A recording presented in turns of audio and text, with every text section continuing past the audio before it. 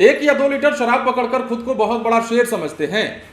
शराबबंदी कानून के तहत टैंकर या फिर बड़े बड़े सिंडिकेट आप क्यों नहीं पकड़ पाते?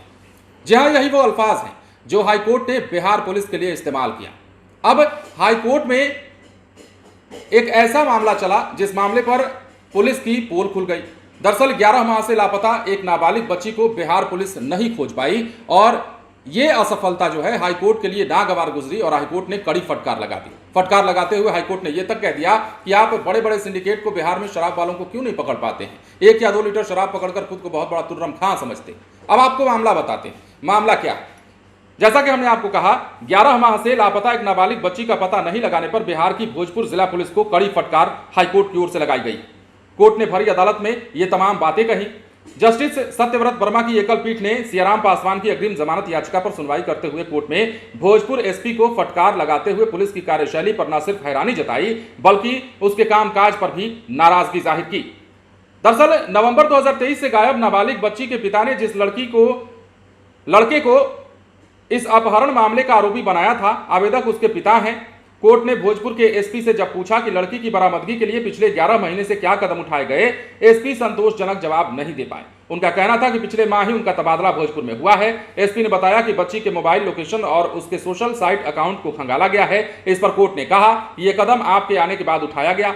इससे पहले पुलिस क्या कर रही थी? महिला आयोग को भी जब पूछा गया तो कोई स्पष्ट जवाब नहीं मिल पाया। कोर्ट ने एसपी को जानना चाहा कि ऐसे दक्षता वाले पुलिस अधिकारी से कैसे क्राइम कंट्रोल होगा। दरोगा और हवलदार केवल शराब पकड़ने में अपनी दक्षता दिखाते हैं। नाबालिगों का अपहरण, महिलाओं के गले से सोने की चेन छीनने जैसे अपराध लगातार हो रहे हैं। उस पर लगाम लगाने के लिए कड़ी कार्रवाई नहीं हो रही है। कोर्ट ने कहा कि शराबबंदी मामलों में दर्ज प्राथमिकी को पढ़ने पर ऐसा प्रतीत होता है कि किसी हिस्ट्री शीटर या दुर्दांत अपराधी को पकड़ लिया गया हो।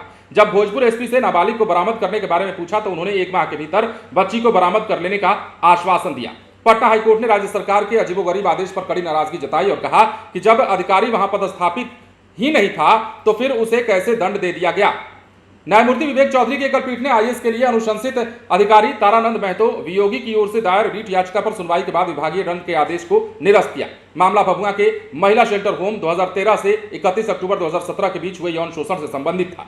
आवेदक भभुआ के वरीय उप समाहर्ता थे। उनके जवाब पर विचार किए बिना उन्हें दंड दे दिया गया। कोर्ट ने विभागीय कार्रवाई को कानूनन गलत करार देते हुए दंड को निरस्त किया। तो ये तमाम चीजें हुई कोर्ट में और हाईकोर्ट में शुक्रवार को ऐसी बातें निकलकर सामने आई जिसे सुनने के बाद शायद बिहार पुलिस पचा न पाए और बिहार पुलिस को बुरा भी लगे और लगना भी चाहिए, क्योंकि बिहार में जिस शराबबंदी कानून को सफल बनाने की जिम्मेदारी पुलिस को दी गई है वो पुलिस बार बार 1 या 2 लीटर शराब पकड़कर खुद का कॉलर टाइट तो कर लेती है, लेकिन यह भी बात बार बार सामने आते हैं, ये सवाल भी बार बार उठता रहा है कि आखिर बिहार पुलिस उन बड़े सिंडिकेट तक क्यों नहीं पहुंच पाती जो शराब के बड़े बड़े कारोबार किया करते हैं और बड़ी मात्रा पर शराब की सप्लाई और शराब की तस्करी किया करते हैं। छोटे मोटे अपराध कर्मी जरूर पकड़े जाते हैं, छोटे मोटे तस्कर जरूर पकड़े जाते हैं और यही नाराजगी हाईकोर्ट ने जताते हुए कहा कि 1-2 लीटर शराब पकड़कर खुद को शेर समझते हैं।